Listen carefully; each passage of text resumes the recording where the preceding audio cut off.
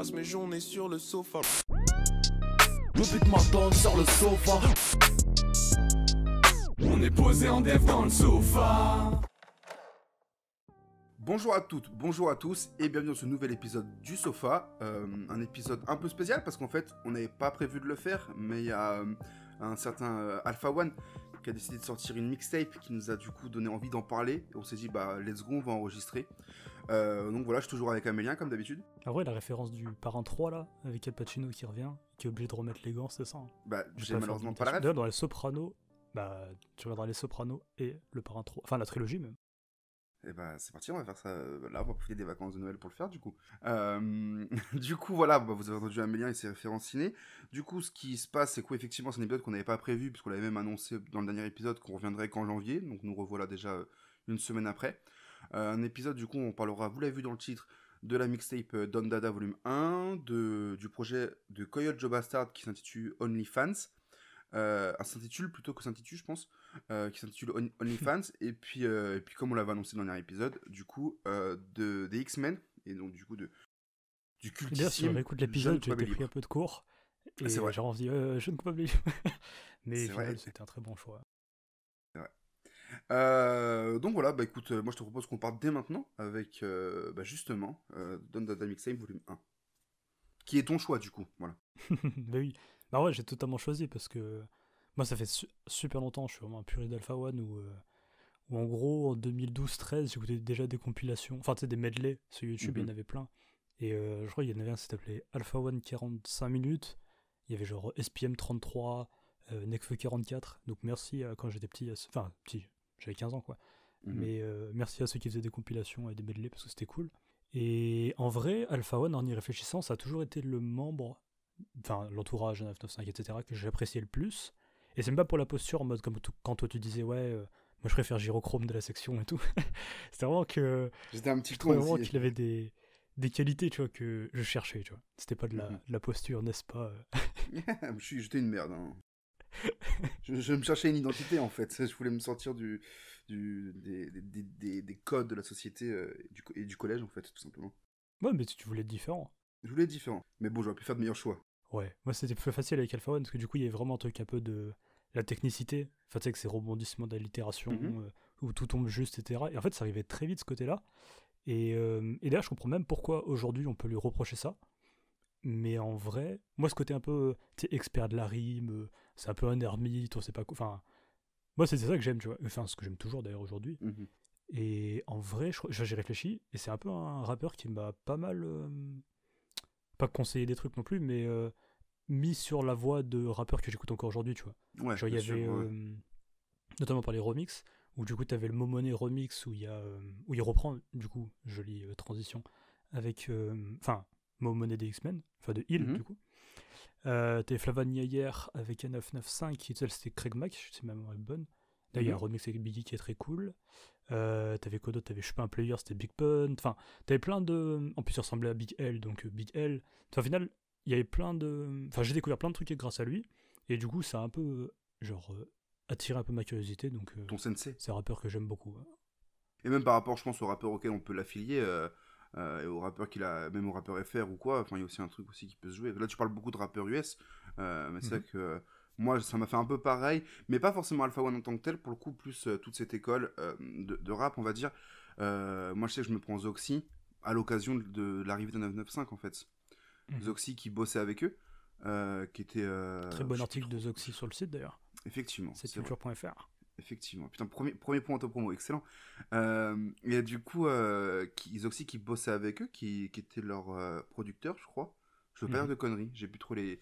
Je crois bien que c'est ça, sur la source, et moi du coup ça m'a intéressé quand je voyais le nom de Zoxy qui revenait à cette époque là. Je saurais pas dire si la source a bien vieilli, je l'ai pas réécouté, si ce n'est le morceau La Source que j'avais réécouté il y a quelques mois, mais je sais qu'à l'époque j'avais bien aimé du coup ce projet, et je me suis intéressé à Zoxy, donc du coup au Sage-Po et puis toute cette école de rap, ça m'avait vachement intéressé, en tout cas plus ou moins à cette époque là. J'avais pas encore assez creusé Zoxy quand j'ai découvert N995 par exemple. Bah ça se comprend, parce que même moi je crois que j'ai dû commencer à écouter Danny Dan, parce que sous les commentaires de ces vidéos ça disait on dirait trop Danny Dan, et du coup je me dis bah je connais pas, je vais aller voir, même si en vrai je pense que les Sage-Po j'en avais entendu parler, et puis j'écoutais un peu parce que j'écoutais des rappeurs qui name drop les Sage-Po quoi, Ouais. Mais en vrai, je pense que ça a été quelque chose qui a confirmé un peu ma passion pour Danny Dan, tu vois. Non, mais par rapport à tout ce truc de passion et tout, ouais, non, mais je te comprends à mort parce que ouais, ça m'a fait. C'est pas que ça m'a fait pareil en soi, parce que je saurais pas dire à quand je suis tombé un peu amoureux de toute cette école de rap, du beat de boule et de tout ça, mais je sais que ça y a vachement contribué parce que bah, on va pas refaire tous ces trucs de parcours d'auditeur, mais c'est vrai que moi, au moment où la source sort, je crois que c'est 2011. Moi, j'écoute du rap sérieusement depuis pas si longtemps que ça, donc j'ai pas encore eu le temps de m'intéresser réellement à des artistes de fin 90, début 2000. Et ouais, ça me met totalement le pied dedans. Donc, Alpha One et du coup, tous ces acolytes ont beaucoup joué là-dessus, hein, effectivement. À fond. Moi, c'était plus la suite avec laquelle j'ai commencé à genre écouter un 995 et tout. Putain, j'aime pas la suite, moi. Toute cette bande-là, quoi. Bah, moi, c'est un peu. Je me souviens, la première fois que je les ai vus, c'était vraiment sur D17, je crois, ou Direct Star, Ok. je sais plus à l'époque. Enfin, ou Ouais, vraiment la fait la 17, télé. quoi, ouais. Et pareil, il y avait leur clip à Paris, etc. Où tu sais, ils rappaient avec un truc posé sur. Enfin, tu sais, ça reculait, etc. Et je me dis, ah, ça a l'air intéressant, tu vois. Et ouais, c'est de 2012, je pense, en vrai, de vrai, la suite. Ouais, Je la crois, suite, je suis trop ça mauvais arrive en un notes. an après. Moi, je crois que c'est ça. C'est ça. Et du coup, bref, il a eu une belle évolution, en tout cas, même dans le groupe. Où, vas-y, il était à sa place, mais il y avait un côté un peu. C'est l'élu. Et c'est pas le plus médiatisé, mais je sais que c'est lui mon préféré, tu vois. Que ce soit pour les freestyles qu'il postait à côté, etc. Et donc, du coup, après, le temps y passe. Enfin, je vais pas refaire toute l'histoire d'Alpha One, mais. Mais toi, Instant, tu t'as kiffé Alpha One ou pas? Ouais, à fond. Parce que Bah, moi, je sais que un j'ai truc dû d'identification attendre. aussi. Ouais. Moi, je sais que j'ai dû attendre. Comment ça s'appelle Alpha One. En sous-marin Mhm.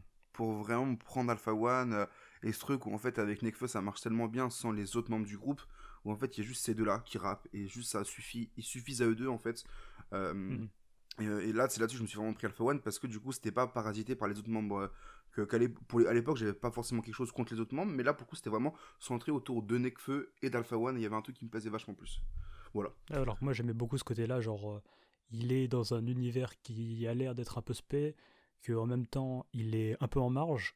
Et du coup, il a son style à lui. Et du coup, bah, tu sais, c'était un peu genre, il brillait dans le fond, mais il est pas le plus en avant, tu vois. Mais donc, du coup, je trouvais ça le plus intéressant chez lui, quoi. Et après, du coup, donc, comme je disais, je vais pas refaire toute l'histoire d'Alpha One. Oui, après, on va aller jusqu'à UMLA, tu vois. Et quand UMLA sort, je me dis, bah voilà, ça c'est vraiment ce que, entre guillemets, je voulais de lui, tu vois. Et en plus de voir que ça marche quand il le fait, à sa manière, bah ça y est, je suis content. Enfin, genre, de voir toute cette ascension, en vrai, parce que tu sais, il y a eu tout un truc, même nous, on a fait un thread que j'ai écrit, je crois d'ailleurs, sur le disque d'or d'Alpha One, en mode qu'est-ce que ça représente. En vrai, ça représente rien, parce que du coup, bah, même lui, il s'en branle, donc on s'en tape. Mais il y a une symbolique derrière. Ouais, ça change rien, mais ça représente quelque chose d'un point de vue symbolique, mais ça change rien du tout, par contre, ouais, effectivement. Oui, et puis il y a aussi tout l'effet que, bah, en gros, il était dans un des groupes les plus populaires des années 2010, l'air de rien. Donc, on part pas de zéro, quoi. C'est ça, tu vois, c'est pas genre, il arrive, il fait du rap technique, ça marche, boum, c'est le meilleur rappeur du monde, tu vois. Mais il y a quand même un côté un peu beau, tu vois. Limite, Freeze Colon, c'est un peu plus le fait que Freeze soit disque d'or, c'est quelque chose de limite plus surprenant que pour Alpha One. Normalement, c'est un bug en vrai de vrai que Freeze Colon ait un disque dur, tu vois. Parce que un disque dur, t'as dit? En vrai, il y a 2-3 ans, ouais, c'est disque dur, yo, tu vois, c'est Danny encore une fois. Il est partout dans ma vie, c'est terrible. Partout. Mais donc du coup, après, le temps passe après UMLA. Et du coup, quand la mixtape s'annonce, je me dis, bah voilà, meilleur bail. Parce que, en fait, en vrai de vrai, on s'y attendait pas. Je sais oui, pas non, toi, c'est mais... vrai. La mixtape La Donna? Parce que moi, je me suis dit, ouais, bah, parce que moi, je m'attendais à ce qu'il sorte un album, mais du coup, dans longtemps. Et alors, vu qu'il n'y a pas eu un Alpha One 4, bah, c'était le meilleur bail de faire la Donna mixtape. Ouais, c'est clair. Moi, je sais que personnellement, Alpha One, je suis pas trop dans la hype qu'il y a autour d'Alpha One. C'est pas un rappeur que j'aime pas, c'est pas un rappeur que je trouve nul, évidemment, mais c'est pas un rappeur que je me prends de façon nette et brutale. Je saurais pas expliquer pourquoi. Je sais, par exemple, je préfère Alpha One 3 à UMLA, tu vois. Faudrait que je réécoute Alpha One 3, mais il me semble vraiment que je préfère ce projet à UMLA parce que sur UMLA, je sais pas, je me le prends pas. C'est un projet que je trouve bon, je trouve réussi, mais pour une raison qui m'échappe, je me le prends pas. Tu peux te pas. faire arrêter si tu dis ça. Et c'est possible. On va avoir des unfollow en masse, hein, mais effectivement, moi je sais que UMLA, je ne sais pas pourquoi. C'est merde. Je sais que c'est tous ces efforts. Je sais que c'est un projet, voilà, pas que j'aime pas, mais que je me prends pas. En tout cas, c'est pas un projet que j'ai envie de lancer instinctivement. Mais ça, c'est un projet que j'aime bien. Je me le suis acheté en physique là il y a quelques temps, par exemple. Voilà, c'est un projet que je trouve quand même cool et qui a plein de morceaux assez forts. Mais globalement, c'est pas un projet vers lequel je tends naturellement. Et donc là, c'est pour ça que moi j'étais vachement surpris de la Donada Mixtape parce que vraiment, je trouve ça juste trop fort en fait. Il n'y a pas Dans d'autre quel mot. sens? Voilà, on peut directement passer à Coyote Joe Bastard. Attends, dans quel sens trop fort? Non, mais trop fort, genre sur tous les aspects. Je trouve que le projet, je veux pas dire que le projet est parfait. Et je veux pas dire que c'est mon projet préféré de l'année parce que quand même pas. Mais il y a un truc où en fait tout est bien sur cette mixtape, j'ai l'impression, tu vois. Je vois pas vraiment de vrais points faibles parce qu'en fait ce que j'aime c'est que ça a même l'essence un peu d'une compile, tu vois. Alpha il est sur quasiment tous les morceaux mais il se détache pour laisser d'autres artistes rapper avant lui. Il y a aussi plein de clins d'œil. Moi le clin d'œil ultime que j'aime beaucoup c'est le clin d'œil avec 3095 partie 2. Faut savoir que moi en 2011 le 3095 du coup partie 1 je l'écoute en 2011 quand il sort parce que moi et mes nombreux points La Fouine, on a cru comprendre que j'écoutais La Fouine à cette époque-là. Donc DJ Battle 3010, et donc toutes les mixtapes premium de 3010 que j'ai écoutées, avec une certaine évolution de la part de 3010. Et du coup, moi à cette époque, j'écoute le 3095, 3010 Fit Alpha One. C'est sur le premium volume 1, non? Ouais, le volume 1, effectivement. Et donc là, le clin d'œil, le partie 2, tu rajoutes Nekfeu dans le truc. Je trouve ça fort comme clin d'œil, je trouve ça, je vais dire gentil, non, je trouve ça joli, je trouve que c'est un joli clin d'œil que je trouve que j'aime beaucoup, tu vois. Sur le choix des prods, je trouve que le projet, il y a un truc où c'est les prods qu'on mérite en tant qu'auditeur, je crois, tu vois ce que je veux dire? C'est exactement ce que je m'étais dit dans ma tête. Tu vois. Quand le projet sort, c'est un projet qu'on mérite, tu vois. Ouais, Faut mériter d'attendre ça en attendant l'album. Ouais, c'est clair, mais même dans le sens large, au niveau du rap français, on mérite des prods de ce niveau, en fait. Moi, le morceau Mitsubishi, qui ouvre le projet, évidemment. J'ai l'impression de me faire twerker au visage.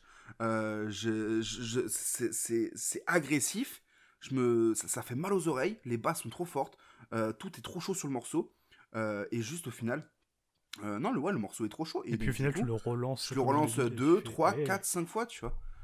Et non, ouais, j'aime bien ce projet, quoi. Que je préfère, par exemple, à UMA, là, du coup. Alors que ça fait que quelques jours qu'il est sorti. Mais c'est con, mais en vérité, je veux pas parler trop vite. Mais en vrai, je sais que... Et aussi peut-être parce qu'il n'y a pas trop d'Alpha One. Donc il n'y a pas trop de technique pour technique, de rap pour rap. Il y a un peu de tout, il y a un peu plein de styles. Même Alpha One, ils se diversifient. Même sur UMA, là, ça va, il était assez diversifié. Mais moi, je sais que ça me parle, quoi, à ce niveau-là. C'est un peu la phrase qui revient souvent. C'est un peu, t'as la qualité de tes défauts et les défauts de tes qualités. Dans le sens où, en mode, si tu fais du rap technique, etc., moi, perso, je trouve que c'est une bête de qualité et qu'il y a des gens qui font des non, le défaut d'Alpha One, c'est ça. Tu vois, mais non, Alpha One, c'est ça aussi, tu vois. Après, j'avoue que Alpha One, moi, je préfère un peu quand il est dans ses vibes un peu... pas triste non plus, mais c'est un peu intimiste, un peu calme. Et t'as un morceau qui est vite fait comme ça, mais ça me manquait un peu ce truc-là. Mais en même temps, c'est une mixtape, tu vois. Et il est pas là pour ramener de vraiment... Enfin, pour moi, c'était... même, tu vois, ce que tu trouves comme qualité, en mode, on entend un peu moins Alpha One que c'était le projet d'Alpha One complètement. Je trouvais ça dommage, parce que des fois, j'entends des feats et je me dis... c'est pas dans ce sens-là que je veux le dire, c'est plus dans le sens où j'aime bien, parce que je trouve ça encore plus fort d'avoir amené autant de monde et des morceaux sur lesquels il n'y a pas Alpha One, du coup. Et c'est aussi plaisant d'entendre dans Les Ram Nekfeu, tu vois. Complètement. Tu vois, il n'y a pas Alpha One sur ce morceau-là, l'exemple c'est très bien, bon, tu vois. Parce que, en plus, Les Ram, il fait grave le taf. Et d'ailleurs, il y a un article sur le site à retrouver sur Les Ram. Ça ne s'arrête jamais. Les Ram, c'est quoi Talent brut, je crois, talent pur. Je sais plus comment il s'appelle l'article, mais tapez les SRAM sur le site, vous trouverez. Pas de... C'est grave, quand même. Ah ouais, non, je suis qu'une merde, hein, vraiment. C'est le diamant brut. Le diamant brut, voilà. Mais donc oui, justement, typiquement ça, ou le morceau de KSA, ou qu'est-ce qu'il y a d'autre Il y en a d'autres. Je galère trop avec les titres, parce que du coup, je l'écoute au one shot en physique, du coup. Mais du coup, je regarde pas le livret, quoi, entre guillemets. D'ailleurs, quand tu l'achètes en physique, il y a une bête de poster avec la cover. Et en vrai, ça fait plaisir de... Enfin, c'est tout simple, comme... comment on appelle ça? Artwork, on va dire. Ouais. Mais en vrai, terriblement efficace comme poster. Tu vois, le morceau de... Pas le artwork de la pochette, hein, mais le artwork global du CD. Parce que la cover, elle est incroyable. J'ai envie de me l'acheter, du coup, tu vois. Mais, tu vois, Est-ce que ça manque pas un peu de replay value? Est-ce que ce serait pas un bon site sur Ah ouais, ça va tirer à balle comme ça sur les gens qui répondent à notre tweet. Je trouve pas, hein, mais on verra dans le temps, parce qu'en fait, finalement, techniquement, le replay value, ça se voit avec le temps qui passe, et pas avec quelques heures d'écoute. Même le morceau de Ratus, Velux, que j'aime beaucoup. J'aime trop comment il rentre sur le morceau, et j'aime trop le fait qu'il soit tout Je seul trouve que là-dessus. le problème de ce morceau, c'est qu'il souffre un peu de son positionnement dans la tracklist, pardon. Après, C'est vu qu'il a Veust qui a à peu près une voix un peu dans la même vibe, on va dire. Bah, et qu'il arrive juste après, ça fait un petit peu, entre Oui, c'est guillemets, vrai. Veust en moins Je bien. vois ce que tu veux dire. Alors que Ratus, c'est un très bon rappeur et c'est pas du tout Veust en moins bien. Non, c'est clair, je vois ce que tu veux dire. Mais c'est vrai qu'en même temps, quand t'arrives après le morceau d'Alpha et Veust, ouais, qui est trop chaud, qui est trop bien, non, c'est sûr. Trap Ouais, shot, non, c'est... incroyable, ouais. Moi, il y a le morceau avec Kalash Krimi qui m'a moins marqué, je crois. Pas moins bien, mais moins marqué. C'est cool que ça ait été tenté, mais c'est pas un morceau sur lequel je vais revenir volontairement pour la gifle. Ouais. Genre, alors c'est peut-être bizarre ce que je vais dire, mais en fait, ce que j'aime bien, c'est qu'en fait, sur ce projet, sur quasiment tous les invités, c'est ce qui gravite autour de. En fait, oui et non, parce qu'il y a Caris, donc en fait, Caris, ça va un peu comme Calèche Criminel, mais en fait, genre, je veux dire que c'est des artistes qui n'avaient pas leur place là-dessus, pas du tout, c'est très bien, et les morceaux sont bons, donc évidemment, il n'y a pas de galère, mais C'est un peu inhabituel. il y a un esprit un peu famille, en fait, sur ce projet, au regard des invités qu'on a, tu vois. Le Dirty Dancing avec Dean Barbigo et Infinite, j'aime bien, tu vois, par exemple. Il y a ce côté un peu famille qui revient, tu vois. Et c'est vrai qu'à l'âge criminel, techniquement, on n'a pas l'habitude de le voir au repas de famille de toute cette école de rap, tu vois. Et c'est pas grave, hein, c'est le genre, c'est ce que tu veux, et justement, tant mieux, qui est là, et tant mieux, tu vois. Mais limite, genre, sur un album d'Alpha One, ça aurait été cool, tu vois. Et j'avoue que sa présence m'a un peu surpris. Après, le morceau est pas mauvais, donc du coup, c'est bien, tu vois. Mais c'est vrai que c'est peut-être pour ça qu'il me marque moins, je sais pas.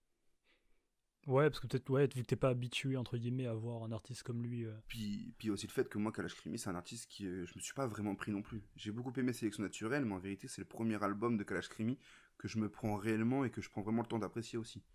C'est Bah, peut-être faut ça vraiment aussi prendre qui le joue. temps pour faire le marathon, en fait. Mais en vrai, une fois que tu le fais, tu dis, ouais, c'est intéressant. Ouais, Mais il bien faut sûr, vraiment prendre le réflexe de le faire, quoi. mais à chaque fois que je l'entends, je le trouve trop fort, tu vois. Genre, ça, c'est aussi un truc que je vais dire après quand on parlera du projet de Coyote Joe Bastard, mais Kalash Krimi, c'est un artiste, dès que je l'entends, bah j'aime trop, donc évidemment, je sais qu'il faut que je creuse, mais il faut que je le fasse. Mais voilà, quoi, non, un projet qui. C'est chiant, on est obligé d'être positif, tu sais, de dire des jolies choses, mais voilà, De temps quoi, en tu temps, vois, faut genre. être sympa. Non, mais ouais, puis même dans. Moi, ce que je trouve cool aussi, c'est que ce projet permet de trier un peu plein de phases, parfois un peu moyennes, tu vois, qui se retrouveront pas dans l'album final, tu vois. Parce que même lui le dit, genre, il a une phase comme ça où il dit, ouais, deuxième album, ce sera après, ce sera la crème de la crème. Et tu sens que, je pense qu'il va prendre en compte un peu les critiques qui ont été faites sur Imela pour arriver à quelque chose de plus précis, de plus Le plus calibré, fin, en quoi. fait. Au-delà d'être calibré, vraiment plus fin, quoi. Non, quand je dis Calibré, calibré, il y a c'est un côté un pas. peu négatif. Ouais, non, mais c'était pas ça, c'était en mode calibré, genre en mode chaque phase qui vise juste, pas calibré dans un De toute sens façon, à partir du moment commercial où ou tu quoi. cites Jay-Z dans un album, c'est rare que ce Ouais, soit un mais ça, mauvais c'est. album, quoi. Toi, c'est ce qui te séduit, tu perds Oui, ton c'est objectivité 1000% après. Makem, en vrai. Mais. Et en vrai, s'il faut faire un parallèle relou, en vrai, tu vois, dans la cuisine, t'as Auguste Escoffier, tu vois, donc en gros, c'est un mec qui a révolutionné la cuisine moderne, genre il a bousculé les traditions, tu vois, les toques blanches, C'est lui c'est à cause de lui, quoi. Mhm. Enfin, grâce à lui. Grâce à lui, du coup. Ouais. Enfin bref, tu sais, il a créé des patterns et en gros, ça influence encore les gens aujourd'hui. Et ça, pour moi, tu vois, ce serait justement Illy Cassidy dont on va parler après. Mais Alpha One, c'est plus un autre mec qui s'appelle Pierre Trois-Gros, qui n'était pas le cuisinier le plus médiatisé, mais en gros, il a adapté les codes, il a amené quelque chose de plus fin, de plus précis. Mhm. Donc, tu sais, genre, ses jus, ils sont meilleurs, ses plats, ils sont moins lourds. Tu sais, il a un truc un peu d'esthète. Et genre, tu vois, quand tout le monde. Tu vois, par exemple, le saumon, en vrai, quand tout le monde le surcuisait, lui, il a eu l'idée de créer, genre, le saumon à l'oseille, tu vois. Mhm. Et ce qui est marrant, c'est qu'en me renseignant un peu sur lui, j'ai vu qu'il était très discret, timide et novateur. Et pour boucler la boucle, Alpha One disait: je laisse mon argent parler pour moi. Je suis un mec timide. C'est le flow qu'il prend quand il le dit. Oh, tu sais, je suis un mec timide. Et le flow qu'il prend, je sais pas, c'est un flow qui me rappelle. Je sais pas ce que ça me rappelle, mais j'aime trop le flow qu'il prend quand il le dit. Je suis un mec timide. Il parle de Dika en showcase. Évidemment. Au final, c'est pas si grave. Effectivement, non, mais c'est ça, quoi. C'est un mec timide, mais c'est un mec qui est fort, qui est talentueux. Alors, je dirais pas que du coup, ça m'a réconcilié avec Alpha One, parce que j'ai jamais eu de problème avec la musique d'Alpha. Mais c'est vrai que là, c'est un projet entier que j'apprécie beaucoup plus que ce qui a pu sortir auparavant. Et je le reprécise, hein, non pas que c'était mauvais avant, mais là, je sais pas, ouais, il y a un truc un peu. Je sais pas. C'est plus brut aussi, peut-être qu'il y a le côté plus brut. Moi, il y avait. Complètement. Mais ça, les prods, le travail, il est fou. Ouais. Il y avait un tweet d'un acteur d'un autre média qui disait. Qu'en gros, en ce moment, Alpha One, il se prend trop au sérieux. Je sais plus comment il le disait. Et j'arrive Future pas Rider. à quoi. C'est Culture Rider, effectivement. Ah oui, c'est pas name drop. Qui bosse chez Rap Plume, qui disait un truc comme ça, qu'en gros, Alpha One, c'était un peu... Alors, je veux pas travestir ses propos, mais qu'en gros, ouais, c'était trop sérieux, c'était pas... On ressentait pas assez d'amusement. De ce que j'avais compris, c'était... Ouais, c'est ça, c'est que parce qu'ils s'amusaient pas, du coup, c'est moins bien. Et moi, je sais que quand j'écoute des mecs techniques, des mecs kickés comme, par exemple, Alpha One, moi, ce que je veux, c'est qu'en fait, le mec, en gros, c'est... je suis à l'aise, c'est trop facile, parce que je m'amuse. Et ça m'amuse. Ouais, et pas je suis à l'aise, c'est trop facile, juste parce que je suis trop fort. Limite un peu blasé, tu vois. Genre le côté trop fort, ça m'ennuie un peu, tu vois. Je veux plus le truc de... En fait, genre, je suis trop fort, mais je le dis pas parce qu'en fait, juste, je m'amuse, en fait. Et là c'est encore plus stylé, même en vérité. Parce que pour moi, un rappeur technique, comme Alpha One peut l'être, moi, je recherche le côté plus amusement, le côté en mode... c'est trop facile, je m'amuse juste sur la prod, en fait. Tu vois ce que je veux dire ou pas? Et c'est un truc... Ouais, mais moi, c'est pas là où je te rejoins. C'est plus en mode... En fait, à partir du moment où le rappeur subit un peu et qu'il est un peu dans une case, après, tu fais ce que tu veux, c'est toi l'artiste. Ouais.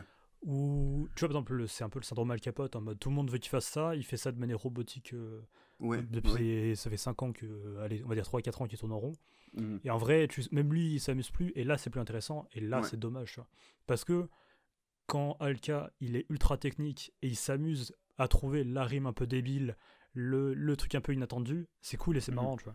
Mais quand il fait pour la 353e fois la même chose, même lui ça l'emmerde, et en fait c'est triste que... Enfin, en fait je trouve que ça baise un peu tout l'aspect artistique, et c'est pour ça que j'ai trouvé le truc de Culture Radio ultra pertinent, parce que, tu sais, moi c'est trop ma cam, ce genre de rappeur en fait qui s'amuse à...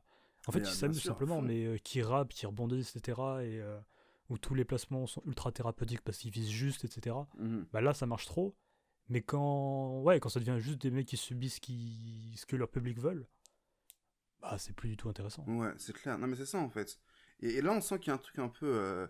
bon évidemment c'est le plus fort, c'est le meilleur, c'est tout ce qu'on veut. Il a même une phase comme ça un peu, genre en mode... qu'en gros lui et son équipe ils sont trop forts, les autres peuvent pas les rattraper ou un truc comme ça. Sur Philippe Lingo je crois, ouais, c'est ça. Mais là, je trouve qu'il s'amuse un peu plus, tu vois. Il y a quand même un truc d'ego trip un peu sérieux, évidemment, parce que ça reste un rappeur, tu vois.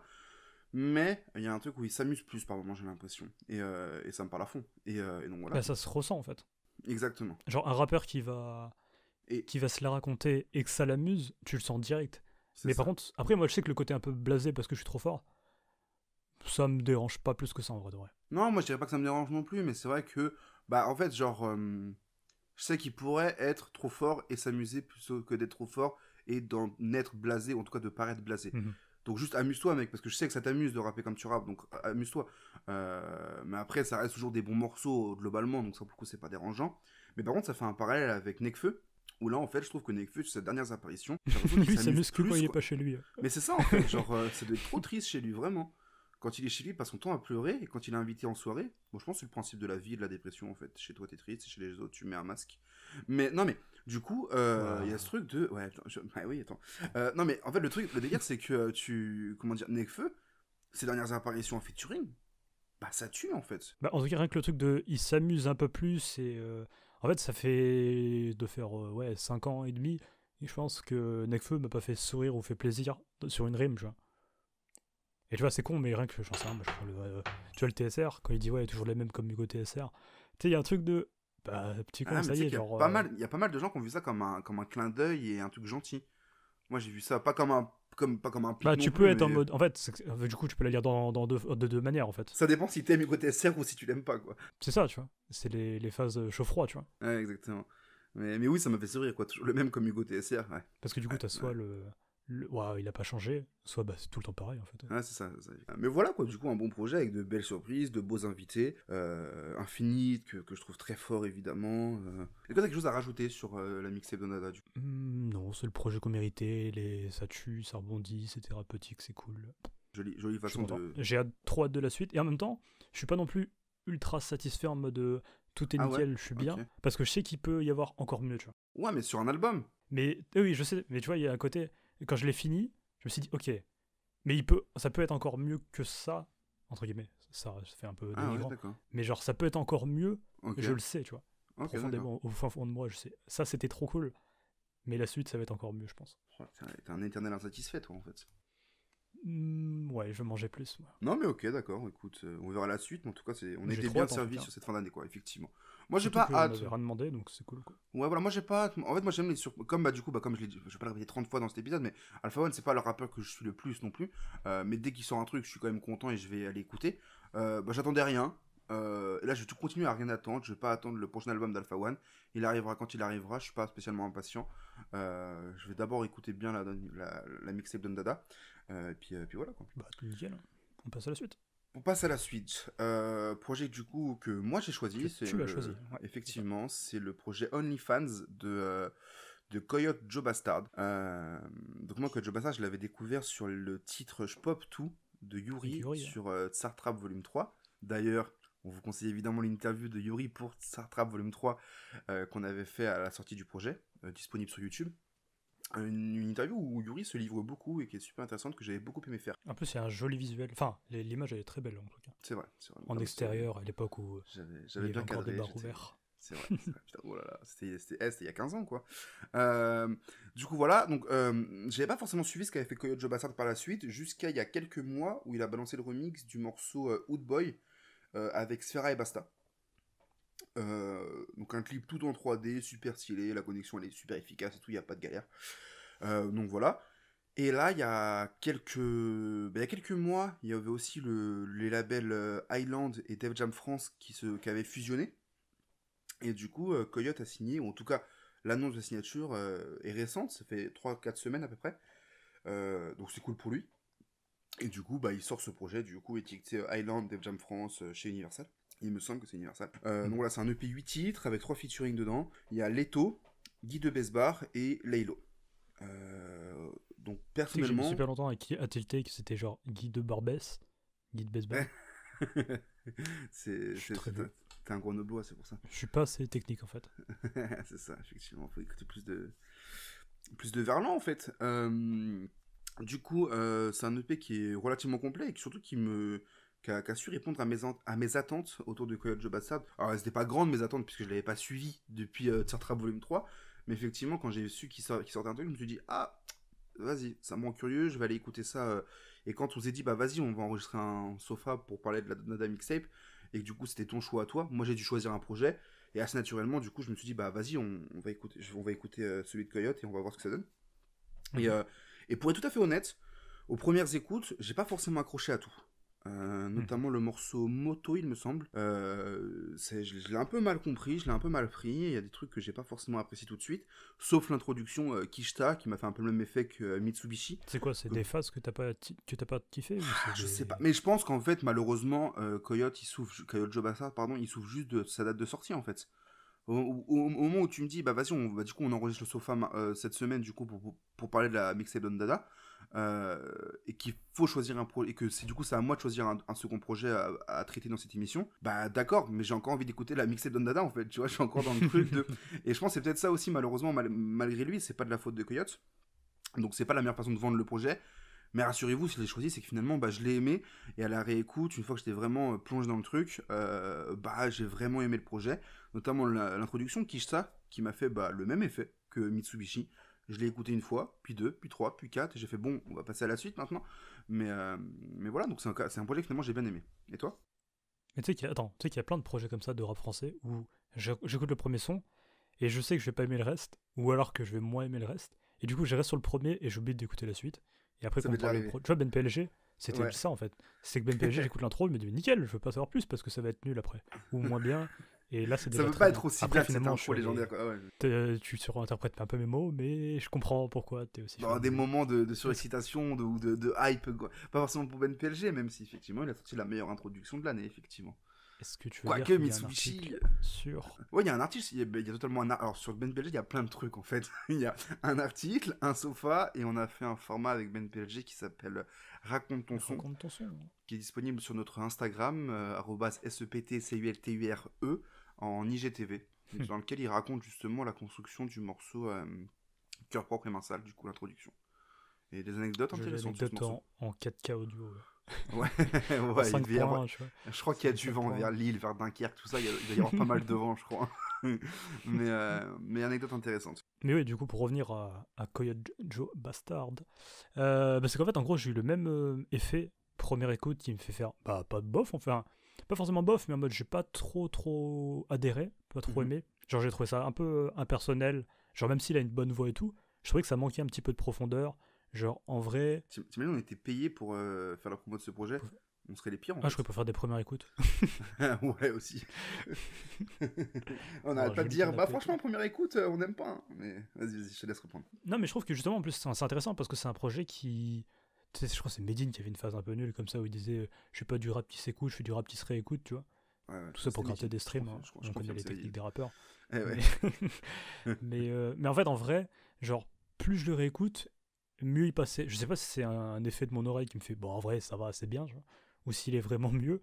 Mais en vrai, plus je le réécoute, et mieux il passe vraiment en vrai de vrai, tu vois. Non, en fait, il y a deux problématiques qui a soulevé là-dessus. C'est soit ça confirme le truc de les premières écoutes, c'est éclaté. Et en même temps, il y a aussi ce Après, truc on a un article pour compter les premières écoutes. Hein. C'est vrai aussi, putain, décidément. Mais il y a aussi le côté. Mais oui, mais si le projet, tu l'aimes pas la première écoute, pourquoi te forcer à faire une deuxième écoute, tu vois? En fait, c'est marrant parce que du coup, tu vois, en fait, t'as plein de subtils. Après, je pense que la première écoute te fait faire un peu une sorte d'analyse un peu globale où même il y a des morceaux qui étaient entre guillemets trop mainstream. Tu vois, notamment le fait avec Leto où j'avais pas trop adhéré. Mais en vrai, finalement, en réécoutant, en fait, t'as plein de petites subtilités, notamment dans les flows, où à les réécoutes, tu le trouves plus intéressant. Tu vois, genre, il y a des sons comme Chicago, que ce soit pas forcément que pour les rêves d'ailleurs, mais il y a plein de petits détails qui font que ça rentre de mieux en mieux. Il y a aussi le côté où Kishta et le morceau avec Leto qui s'appelle Shoot, ils sont c'est des bangers et tout, ça tape. Et après sur Chicago, il ramène un peu plus de douceur. Il a même une voix un peu différente dans sa manière de poser. C'est clair. Du coup, ça fait que il y a un truc où il joue beaucoup avec sa voix mélodique. Il y a même des envolées mélodiques à la fin de certaines phases, certaines mesures, tu vois. Donc oui, c'est aussi intéressant pour ça. Oui, mais après, tu vois, par exemple, je sais qu'il y a des morceaux où, par exemple, je me dis, tu vois, où ça c'est Chief Keef, donc c'est cool, tu vois. Mais c'est un peu tout le temps les mêmes rêves, tu vois, genre Faneto, c'est comme Don't Like, tu vois, c'est un peu souvent les... ou Love Sosa aussi, tu vois. C'est un peu tout le temps les trois mêmes rêves qu'on a un peu tout le temps. Et du coup, je trouve ça cool quand des rappeurs citent Chief Keef, tu vois. Mais en fait, j'ai l'impression qu'on cite un peu tout le temps les mêmes sons de lui, en vrai. Je crois que c'était Climat Délicieux aussi, je sais plus son prénom, du coup, qui passe avec nous, du coup. Et qui en parlait un peu ce truc-là, où peut-être que, tu vois, le No Fun, ils ont pas mal ramené ça, ce truc-là de parler de Chief Keef. Donc je dirais pas que c'est eux qui ont inventé de dire ça c'est Chief Keef, tu vois. Mais d'autant plus que tout ce qui est drill de Chicago, en vrai, ça a énormément tourné, ça a influencé tous nos rappeurs, tu vois. Mais j'ai l'impression que même nos rappeurs français, quand ils parlent de Chief Keef, ils parlent tout le temps des, allez, on va dire 5 mêmes morceaux H24. Je sais pas si c'est un sentiment que tu partages ou pas du tout.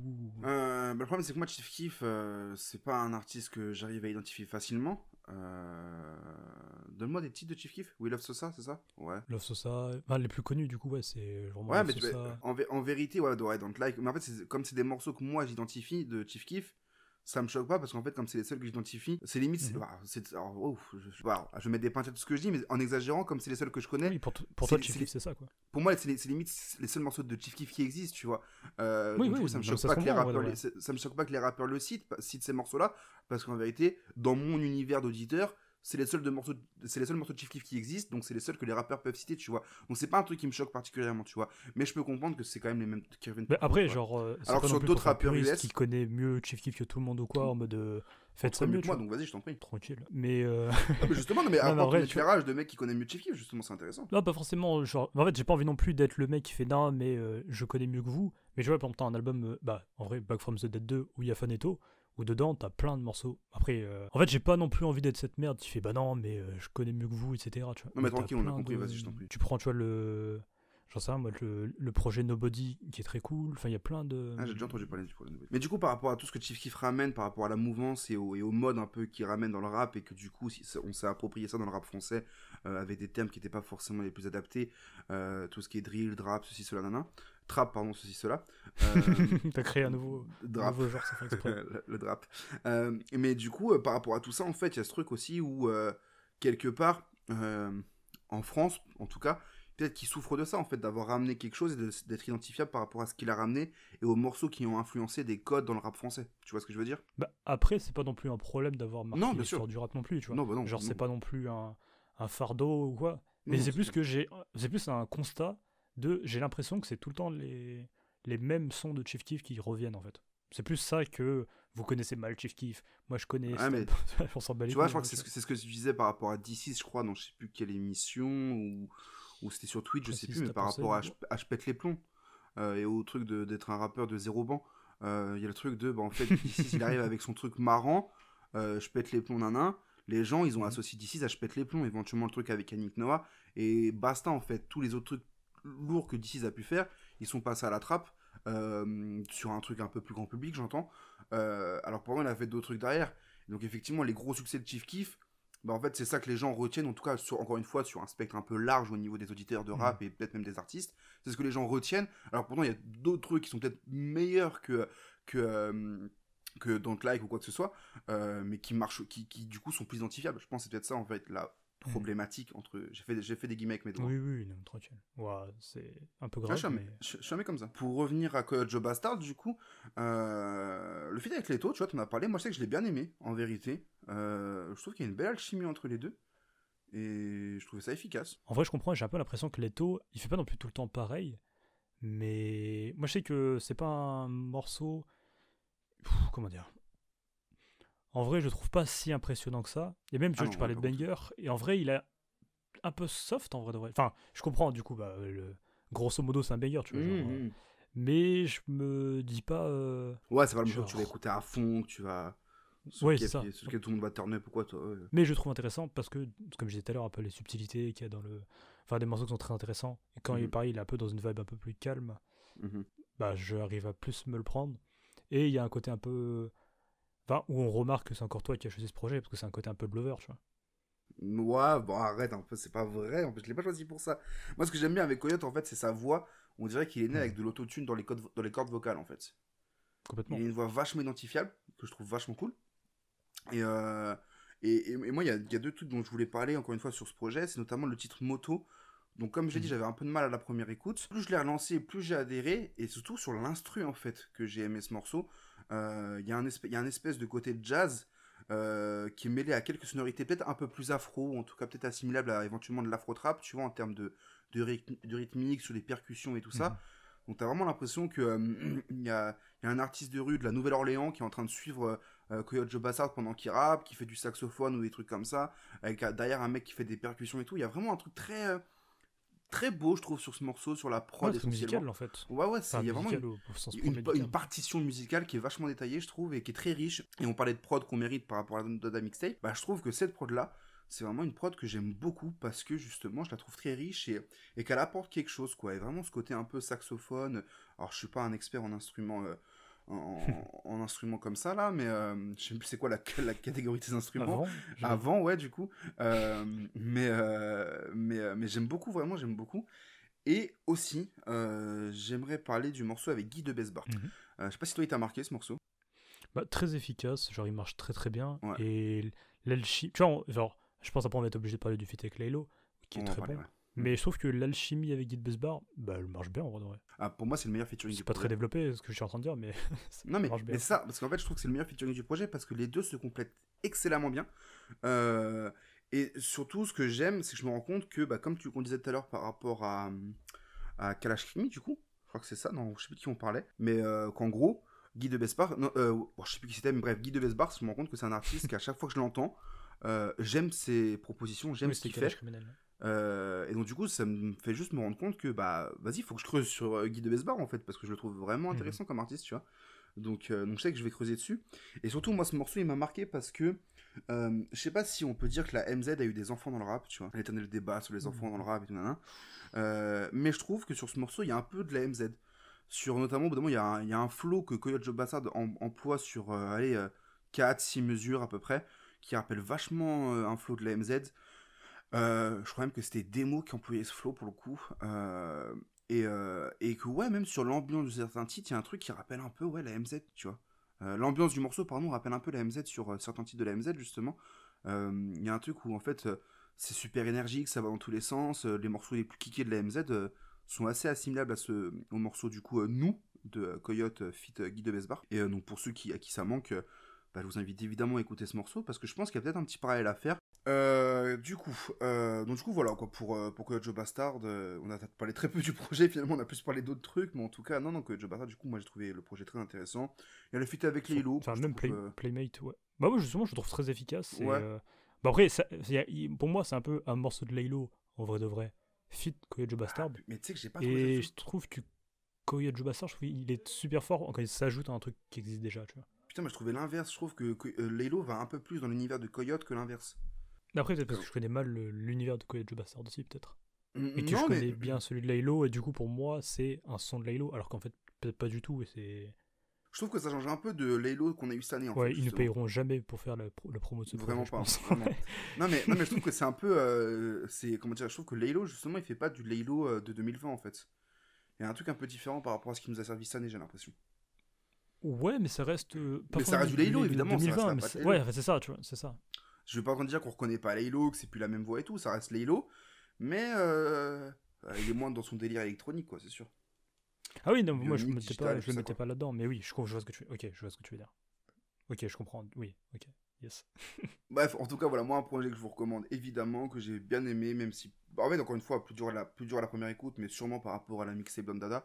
Mais en vérité, c'est un projet qui est très bon, très réussi, et que je réécouterai certainement. Voilà. Passe à la suite. Moi aussi. Je réécouterai aussi, mais on dirait que je l'ai. Attends, pause. Parce qu'on dirait vraiment que j'aime pas, mais Ouais, j'aime ouais. vraiment ce projet. Enfin, Ah, j'aime mais bien. y a pas de guerre. Du coup, on passe au prochain projet que tu as choisi, du coup, le projet Jeune Coupable et Libre, cultissime, Mhm. emblématique, je te laisse en parler. Bah, pour moi, je pense que c'est un peu la. Parce que là, du coup, on est plus dans mon élément de rappeur technique et tout ce que tu veux, quoi. Mais et je pense que c'est justement un peu la bible des rappeurs techniques. Je pense en mode si. En fait, oui et non. Dans le sens où, en me renseignant, pour moi, je pensais que c'était un album unanimement reconnu par tout le monde qui avait trop bien marché. Mhm. Et en fait, en me renseignant un peu, j'ai vu que du coup, c'est un projet qui est sorti dans des conditions un peu difficiles, qui avait des problèmes avec Universal notamment, et que il y a ce côté-là, en fait, c'est un groupe un peu technique qui est pas non plus trop fait pour un projet studio, Mhm. et qui du coup, l'album a été enregistré assez rapidement et tout. Et d'ailleurs, j'avais appris ça dans le livre de Mehdi Maizi qui était sorti, donc c'était une exploration Du en rap sans sans album, album, je crois. Ça. Ouais, ça. Euh, Ouais, c'est vraiment ça le titre en fait. Faut avoir confiance en soi. Je revérifie tout, ça me tue. Et oui, donc en gros, c'est dans ce livre-là où j'avais appris justement tout ce truc-là de. En gros, c'est compliqué. Et en vrai, parce que du coup, le groupe, pour moi, il est plus connu pour Retour aux Pyramides et quelques sûr. titres. Enfin, Retour aux Pyramides qui était sur Ma Cité à craquer, je crois. Mhm. Et enfin, pas je crois, c'est ça. Mhm. Et mais du coup, enfin, en fait, moi, je trouve que le projet est stylé. Je pense que c'est plus que en fait, personnellement, wow, j'ai du mal. Mais personnellement, c'est un album important. Et en fait, en vrai de vrai, j'y reviens pas tant que ça. Je reviens Ah ouais. plutôt sur des titres précis que sur l'ensemble du projet, quoi. Pandélé, je sais pas si- Descendez-les. Incroyable. Ouais. Voilà, juste voilà. Complètement. Je vois ce que tu veux dire, mais moi c'est pas le cas pour le coup. Moi c'est vraiment un projet presque de chevet, c'est ça? Table de nuit, c'est ça? Mhm. Ouais, c'est ça, C'est à côté. quand je veux écouter un projet un peu de cette époque-là, un peu sur des codes un peu Mhm. techniques, un peu tout ce qu'on veut, mes couilles là, bah en vrai, c'est un projet vers lequel je tends très naturellement, en opposition avec Mhm. UML justement comme je disais tout à l'heure. Je sais pas quoi écouter, je vais écouter un projet qui a les saveurs il est sorti en quelle année du coup? En 98, qui a un peu cette saveur-là en termes de prod, en termes d'ambiance, en termes de flow, de façon de poser. Je l'écoute directement en fait. Je crois que je l'écoute peut-être une fois par mois en exagérant, tu vois.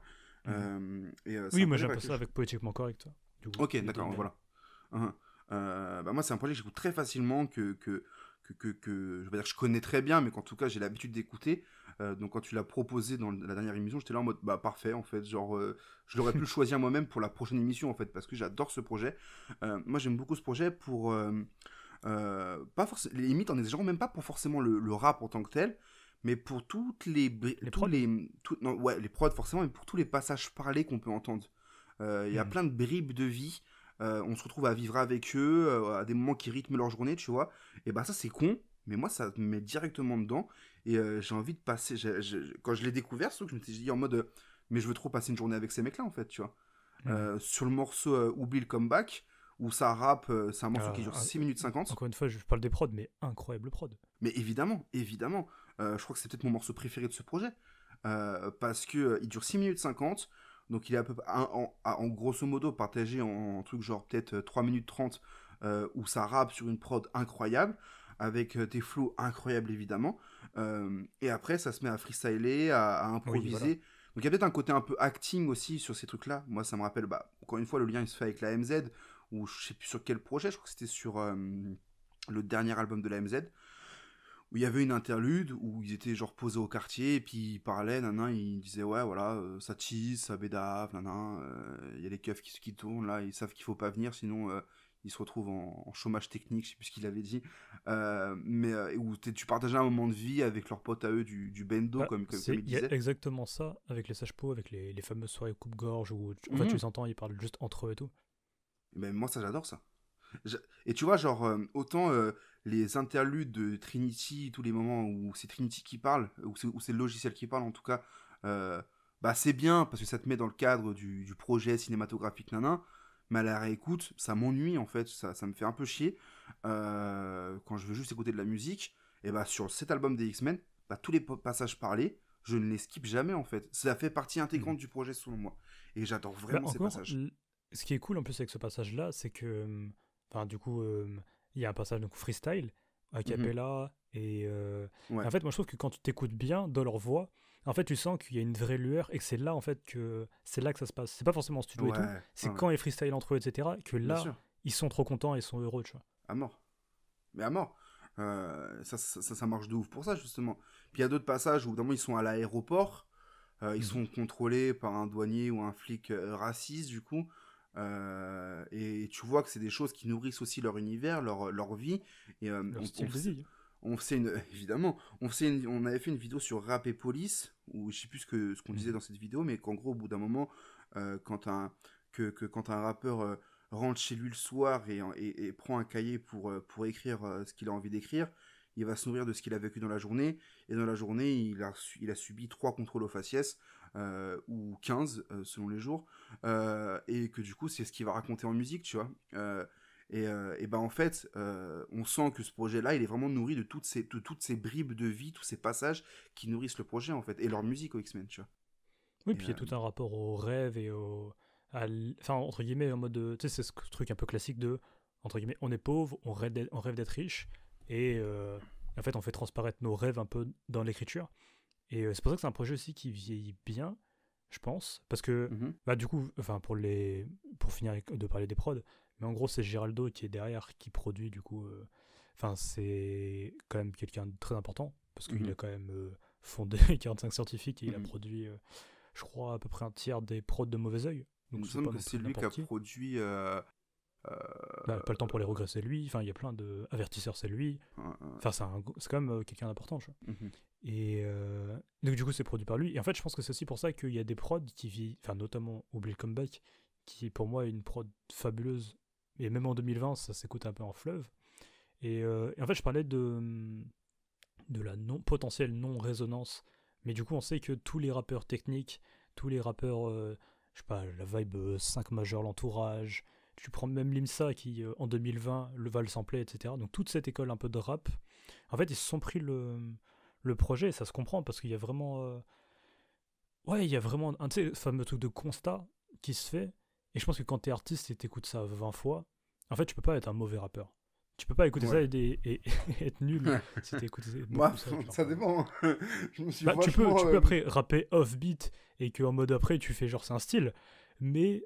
Là, c'est de la rue premium, tu vois. Je me rappelle d'une époque où j'ai vachement écouté toute cette école de Peura, je me suis convaincu que je pouvais rapper, j'ai fait 2-3 enregistrements sur Audacity, j'ai vite fermé mon logiciel, je fais bon, on va créer un compte Twitter qui parle de rap, ce sera mieux, je pense.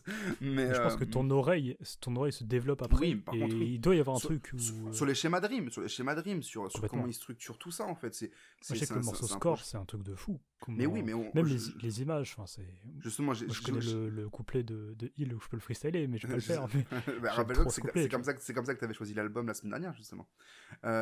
Mais ouais, t'avais dit en ce moment, au moment de recommandation, tu disais en ce moment je m'entraîne à rapper le morceau Score et tout nana, et que je t'avais dit vas-y, je prends ce projet pour la semaine prochaine. Tu m'as dit ouais, vas-y, on va prendre celui-là.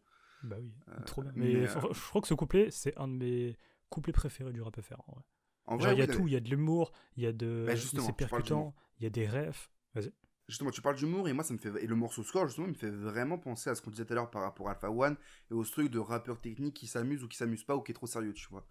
Et ben moi, ce que j'aime trop avec les X-Men, c'est quand ils rappent et qu'ils débitent des flows techniques et tout ce qu'on veut, tu sens que, tu sais, ils ont les bras ballants, genre, bon, ça fait très hip-hop comme image, tu vois, mais c'est pas ça en jouer le puriste ou quoi, mais il y a ce truc de vraiment, ouais, c'est dans l'attitude, ils s'amusent, ils s'éclatent, et ça tue. Et des fois, ils peuvent raconter des trucs un peu durs sur des moments de vie ou quoi, mais ils le font avec une telle aisance, un tel, ouais, tout dans l'attitude, en fait. Et ça, je trouve ça trop stylé, en fait. Je trouve ça trop stylé. Complètement. Je peux pas te... Parce que là, entre guillemets, je suis dans mon élément quand j'écoute ça, Mais et ouais, c'est à ça mort. que je veux, tu vois. Genre, Courage the Bastard, j'aime bien, mais mon domaine de prédilection, c'est justement ce Hmm. rap technique qui rebondit partout et Mais- qui Mais, me fait rire presque, tu vois. mais rappelle-toi, il y a un an, je pense, on avait fait un sofa à l'époque où c'était que sur YouTube. On n'avait pas de sujet, donc juste on parlait de nous et de ce qu'on aimait dans le rap.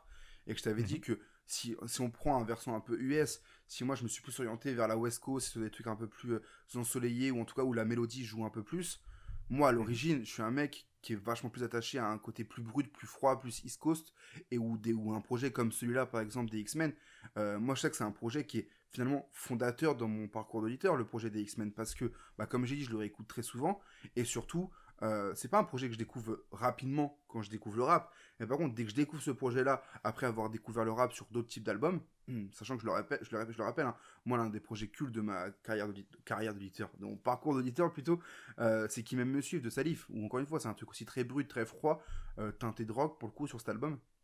Mais ça, c'est un projet qui, genre en fait, si toi, c'est naturellement ce genre de morceau, ce genre de projet qui te caractérise en tant qu'auditeur de rap, moi, certes, c'est des trucs un peu plus mélodieux et tout ce qu'on veut, mais en vérité, fondamentalement, je retourne toujours vers ce genre de projet, en fait.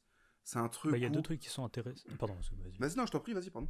Non, j'ai justement dire qu'en fait, en gros, il y a deux trucs qui sont intéressants. C'est que, en fait, il y a ce rapport East Coast-West Coast qui revient un peu, entre guillemets, si on simplifie les Oui, USA, ça, tu vois. bien sûr. Mais qu'en gros, genre, moi je sais qu'il y a ce rap technique où je reviens beaucoup, mais par contre, tu vois, quand j'ai écouté 8 fois la Don Dada, enfin les mixtapes Don Dada par exemple, bah en fait, il y a ce côté où maintenant je vais retourner vers des trucs mélodieux, doux, et en fait, pour ça qu'à ce moment-là, que The Bastard il est bien passé, parce qu'il y a un côté beaucoup plus doux et différent. Ah, tu vois, moi, c'est Paradoxalement, l'inverse. Tu vois, moi, c'est l'inverse. Quand j'écoute tous les Coyote Joe Bastard, ou la semaine dernière, c'était Edge, par exemple, ou des trucs comme ça, Mhm. c'est bien, nana, et j'aime bien, je suis dans mon élément. Mais il suffit que tu vois, genre, Untrill la semaine dernière, moi, Untrill la semaine dernière, il a réveillé en moi des envies d'écouter des mecs qui rappent de façon un peu plus brute et qui chantent pas, ou qui amènent pas forcément de mélo, tu vois. Et donc là, la mixtape Don Dada, en vérité, elle est arrivée une semaine après le projet d'Untrill, donc 5 jours après qu'on ait enregistré le dernier sofa. Elle est arrivée au bon moment. Là, on parle des X-Men, ça arrive au bon moment. Et là, je sais que ça y est, on arrive en hiver. Je suis dans ma période où, en fait, je vais écouter que ça, en fait. Tu vois, là, je vais me faire que des projets de cette époque-là, qu'on cette teinte-là, pardon. Je croyais que t'allais écouter Et, Luigi, pardon. Non, mais Pardon. Luigi, ça s'écoute en hiver, c'était une petite go, tout ça, nanan. Enfin, voilà, tu vois ce que je veux dire. Mais t'écoutes pas Luigi tout seul non plus, pas forcément. Mais bref, on va pas revenir sur ce débat-là. Mais en tout cas, genre, ça, là, ça y est, je suis dans ma période où, en fait, je vais écouter que ce type de rap, tu vois. Et parce que ça m'a vraiment formé en tant qu'auditeur, tu vois. Genre, ça fait très vieux con de dire ça, mais c'est vraiment ce que j'aime fondamentalement, tu sais, en exagérant, quand je pense au rap, parmi les premiers artistes, premiers groupes auxquels je pense, ou premiers albums, je pense à cet album-là, je pense aux X-Men, je pense à tout ça, tu vois. Et d'ailleurs, point La Fouine, voilà, fallait qu'il arrive au bout d'un moment. Moi, je découvre les X-Men grâce à La Fouine, en fait. Sur Capital du Crime, volume 3, où il fait Bandez-les, Descendez-les 2012. Ou non, Pandez-les 2012, du coup, il s'appelle le morceau. Je ne comprenais pas pourquoi il s'appelait 2012, donc j'ai cherché. Et bah, du coup, par rapport au morceau sur Hostile des X-Men, Ouais, c'était qui 2006, s'appelle exactement. Attends, non, pas de... non, c'est pas 2006. Non, pardon, pas c'est 2006. C'est le premier c'est style. le premier volume. Oui, voilà. C'est le premier style. Donc ouais, donc du coup la fouine c'est avec REDK, Esprit Noir et Style Fresh il me semble. Le morceau, je sais pas si j'ai des bons souvenirs de ce morceau là, même si j'aime un peu l'effet de groupe de ce morceau, mais évidemment ça a rien à voir avec celui des X-Men. Et du coup c'est là que je découvre les X-Men et que là donc du coup c'était en 2012 du coup, et depuis 2012 les X-Men et particulièrement cet album ça m'a jamais lâché parce que j'aime trop cette école de rap et je reviens toujours à ça en fait, ça m'a vraiment formé en tant qu'auditeur aussi. Ouais, ça se comprend parce que, en plus, même sur le projet, il y a un peu un côté où il brille et Cassidy il est à côté, mais en même temps Cassidy à côté il fait pas non plus pitié, tu vois. Genre il aurait pu tellement avoir ce truc là de la troisième roue d'un vélo où il est derrière et il traîne un peu. Et en fait non, parce que je le trouve efficace mais différemment. C'est-à-dire que il, quand il rappe, il y a un truc où c'est lunaire, où il est entre guillemets parfait, il rime trop bien. Mhm. Enfin, presque en gros, quand tu l'entends, tu dis bah oui, bah c'est lui. Enfin, présentez-moi évident. votre meilleur rappeur. Bah Ouais, il est en c'est train de ça. rapper là, actuellement quand tu Exactement, l'entends. exactement. Il y a, il y a la lumière divine sur lui. Enfin, c'est fou que. Enfin, tu sais, c'est un peu tous les énièmes débats sur les rappeurs qui n'ont pas fait leur vrai projet studio, etc. Mhm. Ou en gros, si tu veux vraiment écouter Il, parce que du coup, Ainsi soit-il, qui est du coup le projet un peu Bah, tu sais que je l'ai sous les yeux, mec, là. sur les plateformes. Mhm. Je viens de le Bah, regarder, en je l'ai vrai, sous les yeux. en fait, c'est un projet qui est très cool, mais ce qui est dommage, c'est que en fait, pour moi, c'est juste que c'est une enfin, c'est une très bonne, enfin, c'est une bonne compilation de trucs un peu partout de Il Ouais, qui ouais, ont c'est été ça. rassemblés Mhm. pour faire un gros patchwork, mais en vrai, faut taper vraiment dans les freestyles YouTube pour que ce soit vraiment l'essence et que tu vois en fait quand il rappe en fait et quand il rime. Après, dans Ainsi soit-il, ils ont quand même mis les bidons veulent le guidon. Après, ça, c'est un vrai feat, entre guillemets. Ouais, voilà. Mais donc, du coup, à partir de là. Mais oui, non. Oui, D'ailleurs, et là, tu même à sens ce que c'est un Bien sûr, non, mais bien truc sûr, de bien sûr. compète. Et du coup, Et là, c'est- t'as un truc de freestyler, tu vois. Et encore une fois, sur ce truc de ils s'amusent, c'est une compète où ils s'amusent. Est-ce que c'était Ouais. pas eux Et les d'ailleurs- premiers et freestylers d'ailleurs- de soirée? Mais d'ailleurs, je crois que ça rappelle un peu le freestyle show KLM, je crois. C'était pour Taciturne, non? Où il y avait du coup Dinos, Oxmo, Dossé. Ouais, mais ça, Enfin, c'était Pulp Fiction. oui, oui, non, mais tu sais, genre, du coup, mais il y avait toute une ambiance à cette soirée-là, où en fait, il y avait un esprit un peu de kicker qui s'éclate, en fait. Ok. Et il y avait un truc qui Ouais, bah, était c'est ça. vachement cool, vachement fun, et qui était vachement plus plaisant à voir, en fait, tu vois. Et donc voilà. Ouais, bah, je te rejoins. Mais en tout cas, ouais, c'est un projet qui est très cool, qui a très bien. À mon avis, hein, parce qu'après, vu mes goûts, ça a très bien vieilli. Mais en vrai de vrai, je sais pas si un. Quoique, en fait, je pense pas qu'un auditeur se prendrait tout. Mais en tout cas, un jeune auditeur qui veut découvrir, il peut se prendre certains morceaux. Et... Ouais, ouais, ouais. Enfin, tu vois, par exemple, je peux parler de Score. Score, on parle bien de sûr. Blablabla qui passe très bien. Oui, évidemment. 111, en fait, je vais tous les citer, mais En en vrai, tu as ouais, banni mon c'est- clan, incroyable. incroyable. Non, non, mais Mon ouais, non, micro est c'est trop vraiment... chaud. Bah, tout, vraiment. Presque plus de larmes, moi j'aime beaucoup aussi. Non, Presque tout plus de est larmes, chaud. incroyable. Tout est chaud. Donc voilà, bon, après, je pourrais en parler 30 ans de ce projet, de temps je l'affectionne et de temps C'est il est vrai parce que des important fois, en pour moi. lisant Mais, les titres, t'as envie de les rapper. mais c'est ça. Donc on va se calmer, tu vois. Mais c'est marrant parce que c'est toi qui l'as choisi, mais on dirait vraiment que c'est moi, des fois, vu comment j'en parle. Mais Mais là, voilà, quoi, oui, non. incroyable projet, quoi. Super, super. On va s'arrêter là, on va passer aux recommandations. Vas-y, tu veux commencer ou je commence? Je vais commencer, parce que justement j'ai Vas-y, un je te lien laisse faire. avec les X-Men du coup. Mmh. Ma recommandation c'est Risky. Alors Risky, Metech, Risky Metexon, le fils de Metech, Manuel Goldman, il a plein de blazes, plein de a.k.a. C'est un artiste Sur que j'aime Bandcamp, c'est un particulièrement. Ouais, non mais c'est fou. C'est un artiste que j'aime particulièrement et je l'avais découvert justement aux côtés de Joke et Action Bronson Mhm. sur le titre Batmobile pour le projet Prêt pour l'argent 1.5 de Joke. Et justement, vu qu'on vient de parler des X-Men, je l'avais aussi entendu sur un feat avec Joke et Ify. Le morceau s'appelle Paris j'arrive, sur une prod qui est vraiment spéciale pour le coup, je pense que ça peut en dérouter plus d'un, tu vois. Mais une façon de poser qui est assez singulière, assez plaisante. Ah non, Ouais, attends, je sais le pas. feat avec Risky, c'est celui où ils sont sur le toit et il y a un clip. Non, c'est pas Le, celui-là. avec, si, avec Ify et Il Joke, y a ouais, c'est celui-là. Ify, Ouais, ouais. Ouais. Et je crois même qu'il y a Lux dans ce clip-là, en fond. je crois que oui, Il me semble. avec sa casquette et tout. Là. Ouais, ouais. Et du coup, c'était sur la tape 75-021, il me semble. Par contre, si vous voulez l'écouter, il me semble malheureusement que le couplet de Joke ou de Ify a sauté des plateformes. Mais sur YouTube, il y a toujours le clip qui a été re-upload, je crois. Mais vraiment un morceau que j'aime beaucoup, du coup. Et donc voilà, quoi. Risky, ouais, c'est un artiste que j'apprécie particulièrement, qui a sorti 2 titres la semaine dernière, du coup, qui s'appelle Z. Le premier titre, il s'appelle Que pleuvoir, un morceau qui est assez doux, presque chanté. C'est limite une petite balade franchement appréciable. Et le second titre, il s'appelle Zara. Et au début, je comprends pas forcément parce qu'il y a une espèce de seconde voix. Donc au début, je sais pas si c'est sa voix lui qui est déstructurée ou si c'est quelqu'un qui est avec lui mais qui est pas mentionné. Et finalement, on comprend plus tard à la fin que c'est vraisemblablement une voix de femme qui chantonne un peu sur la fin du morceau.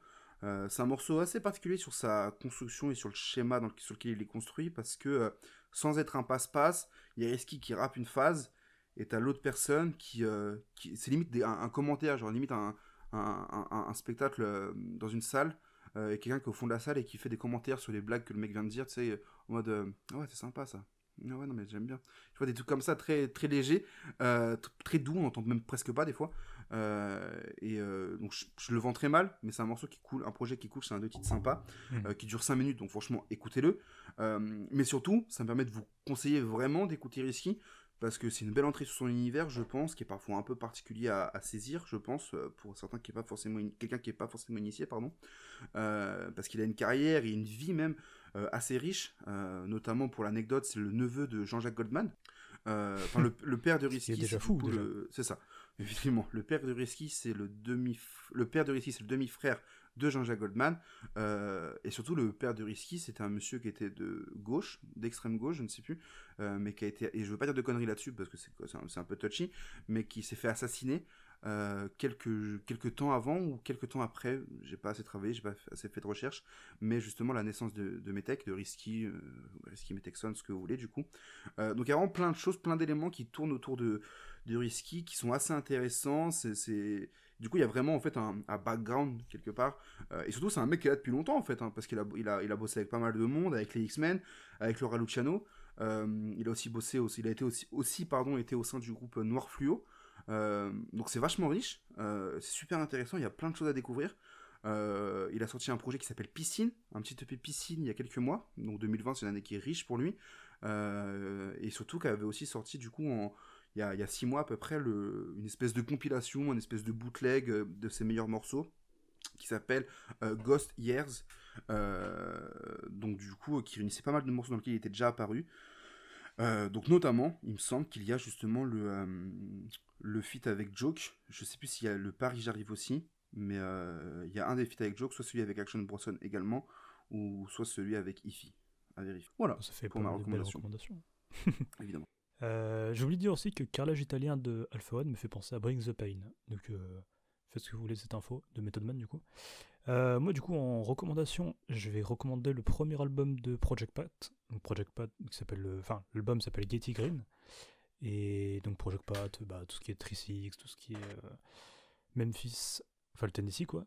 Et d'ailleurs il y a Swamp Diggers, donc le média, qui ont fait une compilation du coup de ces apparitions hors featuring, enfin hors mixtape, hors projet quoi, qui s'appelle I'm Home, qui est retrouvé sur leur site, donc on mettra le lien.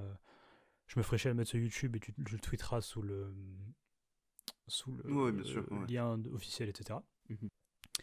Et ils avaient aussi fait Swamp Diggers avec donc c'était du coup Madism, du coup donc connu notamment pour avoir produit sur plein de projets, notamment pour la musique de Salif quoi. Mm-hmm. Et en gros ils avaient fait Madism qui avait fait du coup, enfin qui a repris des acapellas donc de connus de 50 okay. Et qui, non justement de 50 Cent, et en gros qui avait refait des prods. Mm-hmm. Et le projet est très cool, et pareil on mettra les liens parce que ça tue, et c'est très cool qu'il y ait des initiatives comme ça un peu à l'ancienne, mm-hmm. de bootlegger un peu. Mm-hmm. donc ça tue, voilà. C'est une recommandation. Et écoutez Method Man et Redman en solo. Enfin c'est marrant parce que Method Man en solo m'ennuie, mais quand j'entends Method Man sur un feat, en fait c'est pas qu'il m'ennuie, c'est que ça me brise un peu le crâne, mais par contre quand je l'écoute en invité, je trouve que c'est magnifique. Et quand il est avec Redman, je préfère Redman en solo, mais je préfère Method Man. Enfin bref, c'est compliqué. On aura l'occasion d'en rediscuter sur peut-être un truc plus... On va dormir pendant 10 ans et partir en vacances. Moi je propose, c'est à moi de proposer l'album dont on parlera dans le prochain épisode, qui sera pour le coup réellement en 2021 du coup. Oui, là on fera plus d'émissions avant Noël, c'est ça, 31 décembre, avant le 31. Et du coup je sais pas quoi choisir, j'en ai 2 qui m'intéressent, donc je vais te laisser toi choisir pour le coup. Donc c'est mon choix, mais je te laisse choisir lequel des deux tu préfères. Je te propose soit Perestroïka de Dossé, soit Fantôme de Green Money. Perestroïka de Dossé je connais bien, donc je vais prendre l'autre. Ok, donc on parlera de Fantôme de Green Money. Ouais, et j'arrêterai de le confondre avec Green Montana. Ouais, ce sera pas loin d'avoir. Et on verra à quel point le père du cloud rap à la française est aussi fort. Voilà. Sur ce, merci à tous d'avoir écouté cet épisode. N'hésitez pas à nous suivre sur nos différents réseaux et à nous donner votre avis sur cet épisode. Et puis on se retrouve très rapidement pour l'épisode prochain. Tchuss.